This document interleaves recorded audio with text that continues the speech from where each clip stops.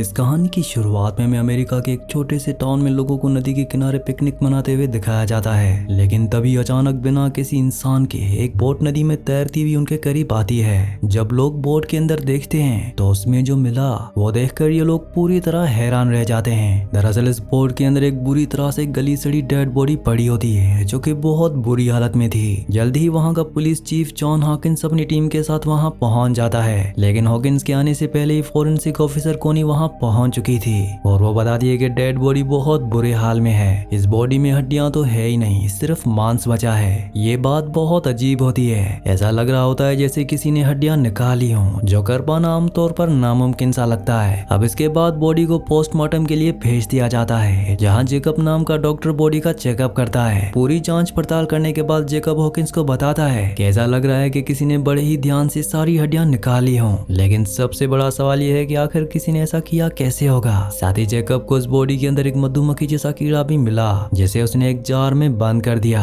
Hawkins कोनी को ये जार दे देता है ताकि इसे हिफाजत से रख दिया जाए, क्योंकि हो सकता है कि इस सबूत के तौर पर काम आ जाए और मौत की असली वजह का पता लगाया जा सके। कुछ ही देर बाद कोनी को इस आदमी का नाम पता चल जाता है। इस आदमी का नाम डॉक्टर कोल पर्सोन्स था, जो एक साइंटिस्ट था और लगभग 1 साल पहले यहाँ रहने आया था। उन्हें इस आदमी का वॉलेट और कुछ सामान बोट पर ही मिल गया था। दरअसल वो पहले यूनिवर्सिटी में एक प्रोफेसर हुआ करता था, लेकिन फिर उसने सब कुछ छोड़ दिया और अकेले जाकर जंगल के बीचों बीच नदी के किनारे रहने लगा। हॉकिंस को इस केस की अच्छे से जानकारी करने के लिए उस आदमी के जंगल वाले घर जाना होगा। वहीं दूसरी तरफ हम मैग नाम की एक लड़की को देखते हैं, जो कि हॉकिंस की एक्स गर्लफ्रेंड है। मैग पुलिस के लिए जंगल की गाइड के तौर पर काम करती है और जंगल के रास्ते अच्छी तरह जानती है। हॉकिंस मैग से मिलकर इस केस के बारे में उसे पूरी जानकारी देता है। मैग उस साइंटिस्ट को जानती थी और लगभग 1 साल पहले उसने उसकी कुछ सामान लेने में मदद भी की थी। मैग जानती थी कि ये साइंटिस्ट किसी अजीब एक्सपेरिमेंट पर काम कर रहा है, लेकिन उसे एक्सपेरिमेंट के बारे में ज्यादा कुछ पता नहीं होता।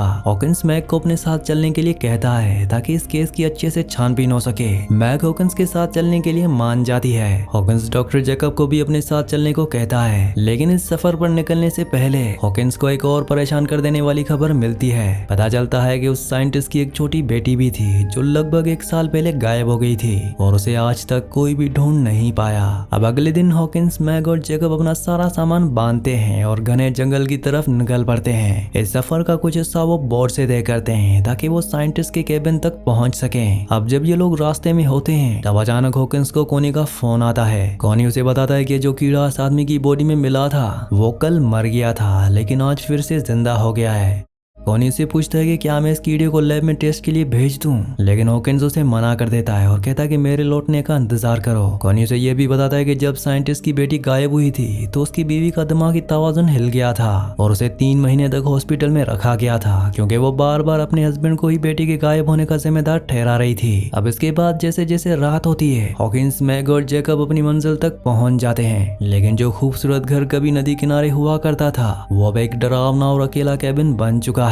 वहाँ का माहौल देखकर लग रहा होता है कि यहाँ किसी तरह की कोई देखभाल नहीं की गई है। मैग ये देखकर बहुत दुखी होती है, क्योंकि जब वो 1 साल पहले यहाँ आई थी तो ये जगह बहुत खूबसूरत थी। हॉकिंस मैग और जेकब को बाहर रुकने को कहता है और पहले खुद अंदर जाकर चेक करता है ताकि कोई खतरा तो नहीं है। वो आवाज भी लगाता है कि शायद अंदर कोई हो, लेकिन ये जगह पूरी तरह से तहस नहस हो चुकी होती है। सारा फर्नीचर और सामान इधर उधर बिखरा होता है। ये देखकर पता चल रहा होता है कि यहाँ काफी वक्त से कोई नहीं रह रहा। अब जब हॉकिंस इस जगह की छानबीन शुरू करता है तो उसे कुछ अजीबोगरीब चीजें मिलती हैं, जैसे अजीब तरह से हिलती हुई छत, जिसे देखकर ऐसा लग रहा था मानो वो जिंदा हो। जल्दी हॉकिंस को एक कमरा मिलता है जिसका दरवाजा बहुत मजबूती से बंद किया गया था। वो अभी के लिए दरवाजा नहीं खोलता और बाहर मैग और जेकब को बुलाने के लिए चला जाता है। वीडियो में आगे बढ़ने से पहले आप सबसे रिक्वेस्ट है कि आप में से बहुत सारे व्यूवर्स वीडियो तो देखते हैं लेकिन चैनल को सब्सक्राइब और वीडियो को लाइक नहीं करते, तो आप सबसे रिक्वेस्ट है कि वीडियो को लाइक और चैनल को सब्सक्राइब लाजमी से कर दिया करें। यहाँ पर रात बहुत ज्यादा हो गई होती है, इसीलिए डिसाइड करते हैं कि जंगल में वापस जाना ठीक नहीं रहेगा, इसीलिए वो रात को यहीं रुक जाते हैं। लेकिन इस जगह का माहौल बहुत ही अजीब और डरावना होता है और घर में से अजीब सी आवाजें आ रही होती हैं। हॉकिंस सबको तसल्ली देता है और कहता है कि डरने की बात नहीं है, ये आवाजें किसी चूहे की होंगी। लेकिन तभी अचानक केबिन की लाइटें जलने बुझने लगती हैं, जिससे ये जगह और भी ज्यादा अजीब और खौफनाक लगने लगती है। जल्दी इन्हें एक बेसमेंट का दरवाजा दिखाई देता है। ये तीनों उस जगह की तरफ जाते हैं। नीचे बेसमेंट में उन्हें बिजली पैदा करने वाली एक बहुत बड़ी मशीन मिलती है। ये अजीब सी मशीन एक बड़े इंडस्ट्रियल चार्जर जैसी लग रही होती है। इस मशीन का पूरी तरह क्या काम है ये इन्हें भी समझ में नहीं आता, लेकिन ये मशीन काफी ताकतवर और खतरनाक लग रही होती है। साथ ही हॉकिंस की रिसर्च में भी ऐसी किसी मशीन का जिक्र था। घर की छानबीन करते हुए पता चलता है कि कुछ तारें ऊपर की तरफ जा रही हैं। ये तीनों अंदाजा लगाते हैं कि जो भी मेन मशीन इस घर में मौजूद है वो जरूर ऊपर वाले कमरे में होगी। अब इसके बाद हम देखते हैं कि जो कमरा हॉकिन को पहले बंद मिला था वो अब खुद ब खुद खुल गया होता है। हॉकिन्स अपने दोस्तों को बुलाता है और तीनों अंदर चले जाते हैं। दीवारों पर अजीबोगरीब फोटोज लगी होती हैं और काले जादू से जुड़े हुए मिस्टीरियस निशान भी बने होते हैं, लेकिन वहाँ कुछ साइंस से जुड़ी चीजें भी होती हैं, यानी कि ये साइंस और काले जादू का एक मिक्सचर लग रहा था। वहाँ कुछ फोटोज तो बहुत ज्यादा दिल दहला देने वाली होती है। ये लोग छानबीन कर ही रहे होते हैं कि तभी अचानक एक मकड़ी जेकब के मुंह पर काट लेती है। डर के मारे जेकब कमरे से बाहर भाग जाता है। हॉकिन्स कोनी को कॉल करता है और कहता है कि पता लगाओ कि ये अजीबोगरीब घर किसने बनाया है, लेकिन तभी छत से आ रही इलेक्ट्रोमैग्नेटिक रेडिएशन की वजह से उसके फोन के सिग्नल्स टूट जाते हैं। वहीं जेकब और हॉकिन्स के बीच में भी मैक को लेकर कुछ टेंशन होती है। दरअसल हॉकिन्स से पहले मैक जेकब की गर्लफ्रेंड थी और वो आज भी कहीं ना कहीं उसे प्यार करता है। इस वजह से इन तीनों के बीच में माहौल थोड़ा अजीब हो गया है। अब जैसे ही वो लोग सोने की तैयारी करने लगते हैं तब हॉकिन्स कहता है कि हम तीनों को एक ही कमरे में रुकना चाहिए ताकि अगर कोई भी खतरा आए तो वो लोग मिलकर उसका सामना कर सकें। लेकिन मैग उन्हें कहती है कि मुझे अपना खुद का कमरा चाहिए, मैं तुम लोगों के साथ एडजस्ट नहीं कर सकती। अब इसके बाद रात को जेकब बहुत ज्यादा बीमार हो जाता है, शायद उस मकड़ी के काटने की वजह से। रात को कोई भी ठीक से नहीं सो पा रहा होता और मैग घबरा कर हॉकिन्स के कमरे में आ जाती है। जेकब की हालत बद से बदतर होती जा रही होती है और ऐसा लग रहा होता है मानो वो पूरी तरह से अपने होश में नहीं है। तभी अचानक बाहर से कुछ आवाज आती है। मैग और हॉकिन्स अपने हथियार उठाकर बाहर निकलते हैं। बाहर उनके सामने एक औरत उनकी तरफ बंदूक ताने खड़ी होती है। ये औरत कोई और नहीं बल्कि लिंडा होती है, यानी डॉक्टर कोल पर्सोन्स की बीवी, जो अपने गायब हस्बैंड को ढूंढती हुई यहाँ आई थी। हॉकिन्स उसे समझाता है कि मैं पुलिस वाला हूँ और तुम्हारे हस्बैंड की डेड बॉडी नदी के किनारे मिल चुकी है। लिंडा को समझ में आ जाता है कि ये लोग उसे कोई नुकसान नहीं पहुंचाएंगे, इसलिए वो अपनी बंदूक नीचे कर लेती है। जब ये लोग बातचीत कर रहे होते हैं तो मैग बेसमेंट में जाती है ताकि केबिन की बिजली को वापस लाने का कोई तरीका ढूंढ सके। तभी मैग को वहाँ एक बच्ची की डरावनी परछाई दिखाई देती है जो उसका पीछा कर रही थी। मैग को वहाँ एक गुड़िया भी मिलती है जिसे वो अपने साथ रख लेती है। तभी हॉकिन्स देखता है कि जेकब वहाँ नहीं है और वो उसे ढूंढने बाहर चला जाता है। बाहर जाकर उन्होंने देखा कि ऊपर वाले कमरे से कुछ अजीब सी आवाजें आ रही हैं। हॉकिन्स, मैग और लिंडा जब छत की तरफ बढ़ते हैं तो वो देखते हैं कि जेकब इस अजीबोगरीब मशीन में फंसा हुआ है। वो जेकब को खींचकर बाहर निकालते हैं, लेकिन ऐसा लग रहा होता है मानो जेकब अब जेकब नहीं रहा। वो पूरी तरह से खोया खोया लग रहा होता है और अजीबोगरीब हरकतें कर रहा होता है। इसी दौरान लिंडा को अपनी खोई हुई बेटी की आवाज सुनाई देती है जो ऊपर वाले कमरे से अपनी माँ को पुकार रही होती है। जेकब को मशीन से निकालने के बाद हॉकिन्स उससे सवाल पूछता है कि ये मशीन आखिर शुरू कैसे हुई और वो ऊपर वाले कमरे में आकर क्या करने गया था। वो बार बार एक ही बात कह रहा होता है कि मुझे नहीं पता ये सब कैसे हुआ। लिंडा उस मशीन के सामने खड़ी होकर उसे देख रही होती है। तब वहाँ मैग आती है और लिंडा से पूछती है कि क्या तुम्हें कोई अंदाजा है कि ये मशीन आखिर है क्या। लिंडा उसे बताती है कि ये इलेक्ट्रोमैग्नेटिक मशीन है जो बहुत ताकतवर मैग्नेटिक फील्ड बनाने में इस्तेमाल की जाती है। वो उन्हें आगाह करती है कि ये मशीन इंसानों के लिए बहुत ही ज्यादा खतरनाक और जानलेवा है। हॉकिन्स लिंडा को उस कमरे में ले जाता है जहाँ वो अजीबोगरीब फोटोज दीवारों पर चिपकी होती हैं। लिंडा ये सब देखकर और भी ज्यादा घबरा जाती है। वो अपने हस्बैंड के साथ 10 साल रही थी और उसे अच्छी तरह जानती थी। वो पूरे कॉन्फिडेंस के साथ कहती है कि ये काम मेरे हस्बैंड का बिल्कुल भी नहीं हो सकता। अब उसे डर होता है कि शायद किसी बेहद डरावनी चीज ने उसके हस्बैंड को काबू में कर लिया है। तभी हॉकिन्स को वहाँ पर एक लैपटॉप मिलता है, लेकिन उस पर पासवर्ड लगा होता है, इसलिए वो उसे खोल नहीं पाता। वो लिंडा से इस पासवर्ड को खोलने में मदद मांगता है, लेकिन इससे पहले कि वो कुछ करते उन्हें घर की खिड़की के बाहर कोल खड़ा हुआ मिलता है जो कि जिंदा और बिल्कुल ठीक होता है। ये लोग घबराकर बाहर की तरफ भागते हैं और समझ जाते हैं कि ये कोई वहम नहीं है, कोल सच में जिंदा है। गुस्से में लिंडा कोल को एक जोरदार थप्पड़ मारती है, लेकिन कोल उसे कोई उल्टा जवाब नहीं देता। वो कहता है कि तुम्हारा गुस्सा बिल्कुल जायज है, मुझे और मारो।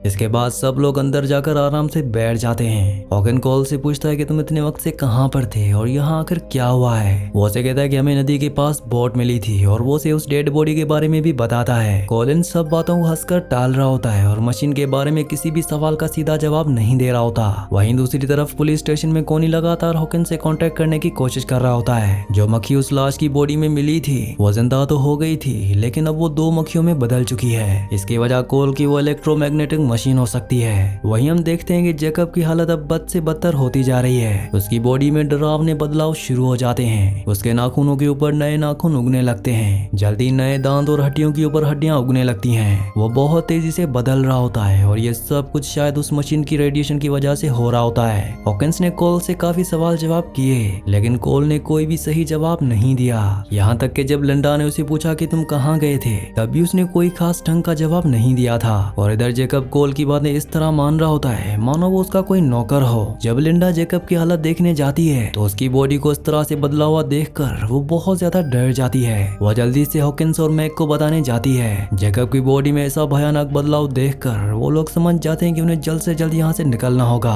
अब जब वो लोग बाहर निकलते हैं तो देखते हैं कि जिस पोर्ट से वो सब यहाँ पर आए थे वो वहाँ से गायब है। हॉकिंस को कोल के ऊपर अब और भी ज्यादा शक होने लगता है, लेकिन कोल अभी भी इन सारी चीजों का मजाक उड़ा रहा होता है। हॉकिंस गुस्से में अपना आपा खो बैठता है और कोल को एक तेज पंच मारता है। वो कोल को बांध देता है ताकि वो आगे किसी चीज में मुसीबत ना पैदा कर सके। लिंडा कहती है कि हमें थोड़ा ढूंढना चाहिए, यहाँ आसपास कोई तो होगा ही जो हमारी मदद कर सके। हॉकिंस और मैग आसपास लोगों की तलाश में वहाँ से निकल जाते हैं। वो जल्दी एक कैंपिंग साइट पर पहुँचते हैं जहाँ बहुत सारा सामान पड़ा होता है और रहने खाने की जगह भी होती है। लेकिन इस कैंप के अंदर बहुत सारी सड़ी गली बॉडीज भी पड़ी होती हैं, जिन्हें देखकर वो जल्दी से वहाँ से भाग जाते हैं। ये घिनौना मंजर देखकर मैग उल्टियां करने लगती है। हॉकिंस उसे शांत करने की कोशिश करता है। दूसरी तरफ कैबिन में लिंडा कोल के साथ अकेली होती है। लिंडा जब सच की कड़ियों को जोड़ना शुरू करती है तब उसे समझ में आ जाता है कि कोल ने बहुत सी सच्चाई छुपा कर रखी है। वो कोल के लैपटॉप के पासवर्ड में टिंकर बॉल डालती है, जिससे लैपटॉप खुल जाता है। दरअसल कोल उसे पहले इसी प्यार भरे नाम से पुकारता था। थोड़ी छानबीन के बाद उस लैपटॉप में कुछ डरावनी वीडियोस मिलती हैं, जिसमें कोल ने कई लोगों पर एक्सपेरिमेंट किया था।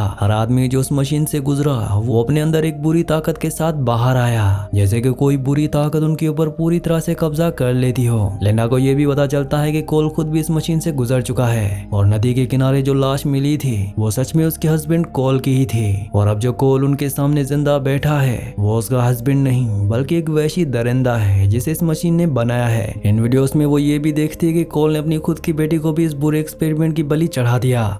इसी बीच कोल लिंडा को उस कमरे में बंद कर देता है ताकि वो उसके काम में रुकावट ना डाल पाए। और जब हॉकिंस और मैग वापस लौटते हैं तो वो देखते हैं कि कोल वहां से गायब है। हॉकिंस मैग को बाहर ही इंतजार करने को कहता है ताकि वो अंदर जाकर देखे कि कोई खतरा तो नहीं है। वो अपनी बंदूक उठाते और दबे पांव अंदर जाता है। तभी अचानक जैकब की बॉडी अंदर से खुलने लगी और एक खतरनाक अजीबोगरीब चीज उसके जिस्म से बाहर निकल आती है। वो खतरनाक चीज अचानक हॉकिंस पर हमला कर देती है। हॉकिंस अपनी पूरी ताकत से इस चीज का सामना करता है और बचने की कोशिश करता है। तभी ठीक उसी वक्त मैक अंदर आ जाती है और उस क्रिएचर पर गोलियां चलाना शुरू करती है और उसे वहीं मार गिराती है। इस भयानक मंजर को देखकर हॉकिंस फैसला करता है कि उन्हें इस मशीन को हमेशा के लिए खत्म करना होगा ताकि ये पागलपन और ये शैतानी सिलसिला यहीं खत्म किया जा सके। वो मैक की हिफाजत के लिए उसे बाहर भेज देता है और मशीन को जलाने की तैयारी करने लगता है। इसलिए वो पेट्रोल और वहाँ मौजूद कुछ बमों का इस्तेमाल करता है। तब जल्दी लिंडा उस कमरे से बाहर आती है। उसके हाथ में एक कुल्हाड़ी होती है। वो कोल को किसी भी हालत में जान से मार देना चाहती है, लेकिन जब वो बेसमेंट में पहुंचती है तो वो देखती है कि उसकी बेटी मशीन के अंदर जा रही है। अपनी बेटी के प्यार में इमोशनल होकर लिंडा भी उसके पीछे मशीन के अंदर चली जाती है और इस तरह वो भी इस खतरनाक शैतानी ताकत का शिकार बन जाती है। बाहर जंगल में इस मशीन के शिकार हुए डरावने लोग अचानक केबिन की तरफ बढ़ने लगते हैं। मैग जितने लोगों को मार सकती है उन्हें मारती रहती है, लेकिन इसका कोई फायदा नहीं हो रहा होता क्योंकि जंगल से ये अजीबोगरीब इंसान बहुत ज्यादा तेजी से और गिनती में बाहर आने लगते हैं। दूसरी तरफ बेसमेंट में हॉकिंस को पेट्रोल मिलता है और वो उसे उठाकर ऊपर वाले कमरे में ले जाने लगता है। अब लिंडा की बॉडी भी काफी हद तक बदल चुकी है और वो भी एक क्रिएचर बन चुकी है, जिस वजह से मैग को मजबूरी में उसे भी गोली चलाकर खत्म करना पड़ता है। ऊपर वाले कमरे में हॉकिंस और कोल के बीच जबरदस्त हाथापाई शुरू हो जाती है। कोल हॉकिंस की 2 उंगलियां अपने मुंह से काटकर अलग कर देता है, लेकिन हॉकिंस एक लोहे की रोड से कोल का सर बुरी तरह कुचल देता है। अब मौका मिलते हॉकिंस पेट्रोल डालकर उस शैतानी मशीन को आग लगा देता है। आग बहुत जल्दी पूरे कमरे में फैलने लगती है, इसलिए हॉकिंस चिल्लाकर मैग को बाहर जाने के लिए कहता है। मैग तो घर से बाहर निकल जाती है, लेकिन कोल की बॉडी दोबारा उठकर खड़ी हो जाती है। वो हॉकिंस को मजबूती से पकड़ लेता है ताकि वो यहाँ से बचकर जिंदा ना जा पाए। तभी एक बहुत बड़े धमाके के साथ पूरा घर हवा में उड़ जाता है और सब कुछ तबाह हो जाता है। लेकिन इस आग और धमाके में हॉकिंस ने उस शैतानी मशीन को रोकने के चक्कर में अपनी जान कुर्बान कर दी। अब मैग वहाँ बिल्कुल अकेली रह गई होती है और हर तरफ से अपने ऊपर हमला होता देखकर वो सुन पड़ जाती है। अब इस हादसे के 8 महीनों के बाद हम देखते हैं कि मैग अपने घर पर एकदम सही सलामत बैठी है। कोनी उसके पास आई ताकि हॉकिंस का बचा हुआ कुछ सामान उसे दे सके।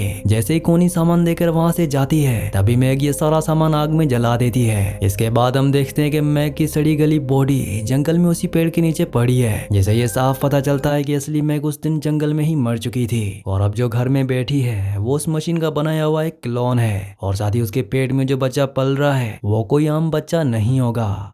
इसी सीन के साथ इस मूवी का इस कहानी का एंड हो जाता है। अगली कहानी आप किस मूवी पर सुनना चाहते हैं मुझे नीचे कमेंट्स में जरूर बताना। और अगर आपने हमारे वीडियो को लाइक और चैनल को सब्सक्राइब नहीं किया तो जल्दी से वीडियो को लाइक और चैनल को सब्सक्राइब कर लें।